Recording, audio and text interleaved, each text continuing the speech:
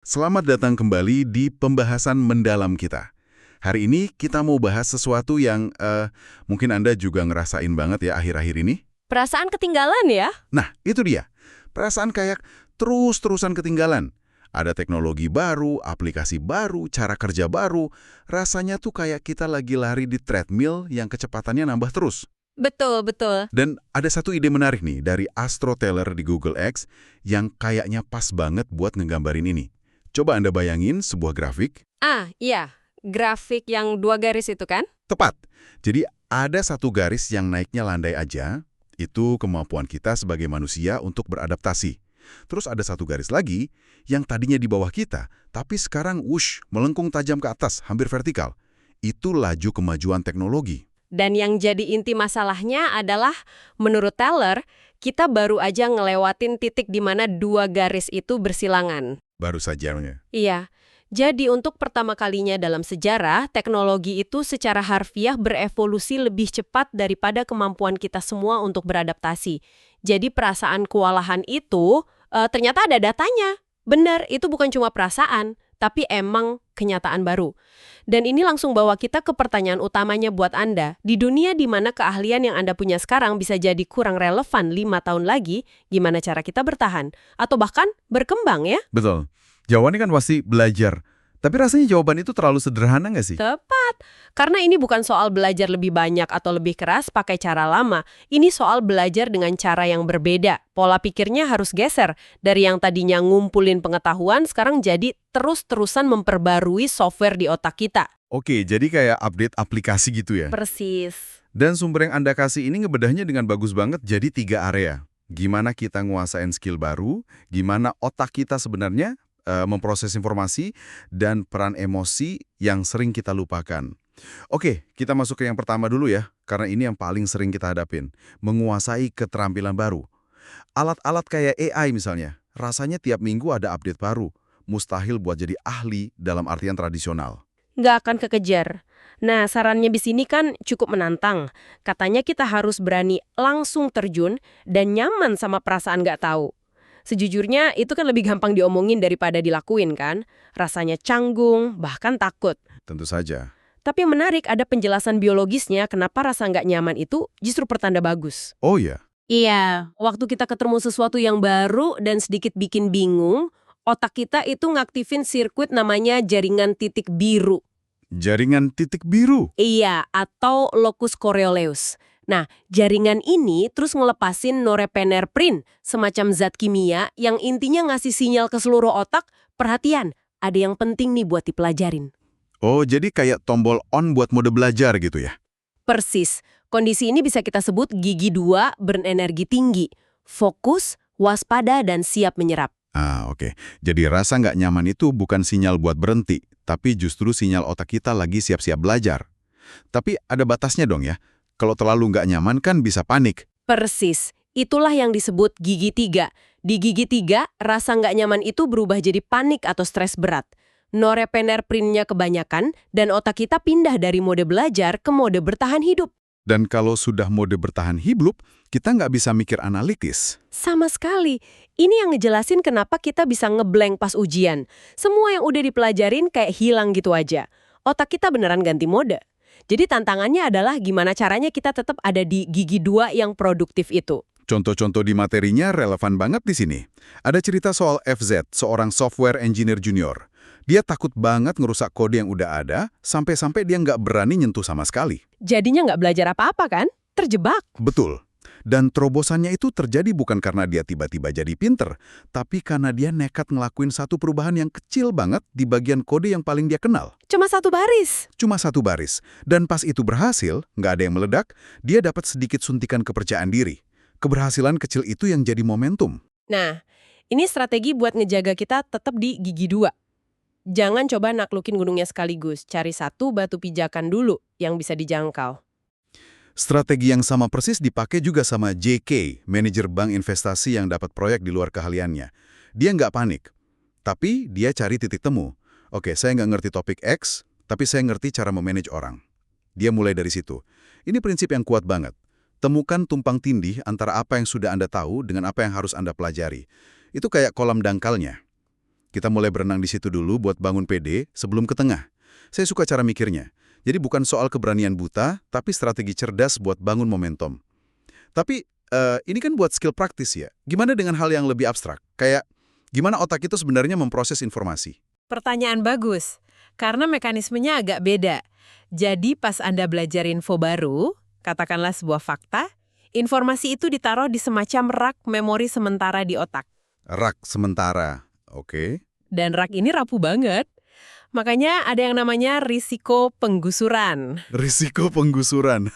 Kayak properti aja. Maksudnya info baru bisa gusur info lama gitu. Tepat. Jadi bayangin Anda baru selesai baca laporan penting. Terus langsung buka media sosial atau email. Wah, itu kebiasaan buruk saya. Nah kan, rangsangan baru yang masuk, judul berita heboh, foto teman, itu bakal bersaing buat dapat tempat di rak memori sementara itu. Dan seringnya, mereka bisa dengan gampang nendang keluar informasi penting yang baru aja Anda pelajari. Jadi hal terburuk yang bisa kita lakuin setelah sesi belajar yang intens adalah langsung megang HP. Itu salah satu yang terburuk. Solusinya, dan ini simpel banget, adalah jeda yang disengaja. Setelah belajar sesuatu, kasih otak Anda waktu sebentar. Nggak usah lama, 1 atau 2 menit aja. Cuma diam aja gitu. Cukup diam, tutup mata, atau liatin dinding kosong. Jeda singkat tanpa distraksi ini ngebantu informasi pindah dari rak sementara ke penyimpanan jangka panjang. Ini kayak nekan tombol simpen. Luar biasa. Simpel banget, tapi mungkin jarang kita lakuin. Nah, ini nyambung ke bagian yang paling bikin saya kaget. Peran olahraga. Ah, ya. Kita kan semua tahu olahraga itu baik buat otak. Klise lah. Tapi ternyata ini bukan soal apakah kita olahraga, tapi kapan. Waktunya adalah segalanya. Ada 3 temuan spesifik. Pertama, olahraga intensitas sedang kayak jogging yang dilakuin sekitar 4 jam setelah belajar itu efektif banget buat ngunci ingatan. Tunggu, jadi sesi belajar itu masukin datanya, terus olahraga 4 jam kemudian, itu proses saving ke hard drive-nya. Analogi yang bagus banget, tepat kayak gitu. Terus yang kedua kebalikannya, lari cepat, singkat, beberapa sprint aja, yang dilakuin 15 menit sebelum belajar, itu bisa ningkatin kecepatan belajar sampai 20%. Wow, jadi itu kayak pemanasan buat otak ya? Betul, priming otak. Dan yang ketiga, olahraga ringan saat belajar. Misalnya jalan pelan di treadmill sambil baca. Dan ada penjelasan ilmiahnya kan, soal bahan bakar otak. Benar, otak kan biasanya jalan pakai glukosa. Tapi pas kita belajar intensif, otak butuh bahan bakar sekunder, laktat. Dan yang ngasilin banyak laktat itu otot kita pas olahraga. Jadi dengan ngatur waktu olahraga, kita sebenarnya lagi ngelakuin manajemen bahan bakar buat otak. Itu benar-benar ngubah cara saya mandang gym. Iya kan? Oke, itu untuk nginget fakta. Tapi gimana dengan konsep yang rumit, yang butuh pemahaman, bukan hafalan? Nah, untuk konsep yang kompleks, kita butuh kelincahan mental. Kemampuan buat pindah-pindah antara 2 mode berpikir. Mode pertama itu fokus yang tajam, ini mirip gigi 2 tadi. Mode kedua itu mode rileks atau pikiran mengembara. Ini kayak momen aha, yang sering muncul pas kita lagi mandi atau jalan santai kan, setelah berjam-jam mentok di depan laptop. Persis, saat kita fokus, kita itu lagi ngumpulin potongan-potongan puzzle. Tapi pas kita pindah ke mode rileks, otak kita kerja di latar belakang, nyoba nyambungin puzzle baru itu ke semua yang udah ada di perpustakaan mental kita. Dan disitulah koneksi-koneksi tak terduga muncul. Tepat. Jadi kalau Anda mentok, kadang strategi terbaik itu bukan maksa diri buat lebih fokus, tapi justru sebaliknya, pergi jalan-jalan, biarin pikiran bawah sadar yang kerja. Ini semua nyambung dengan baik banget ya. Dari ngelola rasa takut, cara otak nyimpen fakta, sampai cara otak memahami konsep. Ini bawa kita ke lapisan terakhir, kekuatan emosi. Ada istilah ingatan flashbulb. Ingatan yang super jernih dari momen yang sangat emosional. Iya kan? Saya ingat persis lagi di mana pas dengar berita besar tertentu, pakai baju apa, sama siapa. Nah, ingatan flashbulb ini kebentuknya pas otak kita ada di gigi 3, waktu emosinya lagi tinggi-tingginya. Tapi ada yang unik di sini, soal apa yang kita ingat dan apa yang kita lupa. Maksudnya? Anda bakal ingat konteksnya dengan sangat detail, bau ruangan, suara di sekitar, tapi Anda kemungkinan besar akan lupa detail analitis dari kejadian itu. Anda ingat suasana tegang di ruang ujian, tapi lupa soal-soal di kertas ujiannya.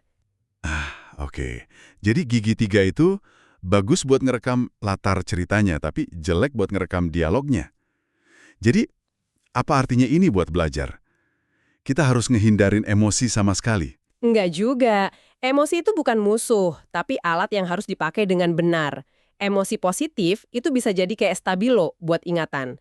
Dia bisa menyepuh informasi, bikin lebih berkilau. Oke, jadi rasa penasaran atau senang itu kayak stabilo. Tapi kalau panik? Kalau panik itu kayak spidol hitam tebel yang nutupin semua teksnya. Analogi yang sempurna. Emosi yang Anda pakai nggak boleh terlalu kuat sampai ngedorong Anda keluar dari gigi 2 ke gigi 3. Sedikit antusiasme itu bagus, tapi kecemasan berlebih bakal matiin pusat analitis di otak. Tantangannya kan, gimana caranya kita mancing rasa penasaran kalau materinya jujur aja ngebosenin? Kayak laporan keuangan gitu. Nah, disinilah kita harus proaktif. Kalau materinya kering, kita yang harus nyiptain emosinya. Bisa dengan gamifikasi, kasih tantangan ke diri sendiri, atau hubungkan materi itu ke sesuatu yang Anda pediliin. Gimana data ini ngaruh ke proyek tim saya? Jadi kita nyiptain relevansi pribadi.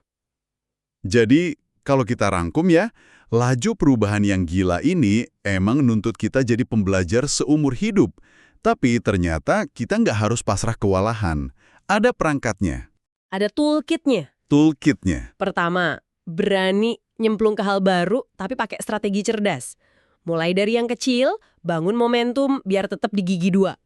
Kedua, lebih sadar soal cara kerja otak kita, kasih jeda setelah belajar, manfaatin olahraga sebagai alat presisi buat memori. Dan ketiga, jadi semacam DJ emosional buat diri sendiri. Mainin musik penasaran, tapi jangan sampai volumenya kekencengan jadi panik.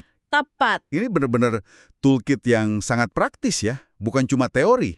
Dan mungkin sebagai penutup ya, ada satu pemikiran buat Anda bawa pulang. Selama ini kan kita ngelihat perubahan cepat ini sebagai tantangan, masalah, Beban mungkin ya. beban, betul. Tapi coba kita balik cara mandangnya. Kebutuhan buat terus-terusan belajar ini kan maksa otak kita buat tetap aktif, tetap plastis, terus ngebentuk koneksi baru. Iya juga ya. Ini kan sebenarnya latihan anti pikun seumur hidup kan? Mungkin laju perubahan ini bukan cuma ancaman, tapi justru tekanan evolusioner yang bikin kita sebagai spesies jadi lebih fleksibel dan tangguh secara kognitif. Sesuatu untuk direnungkan.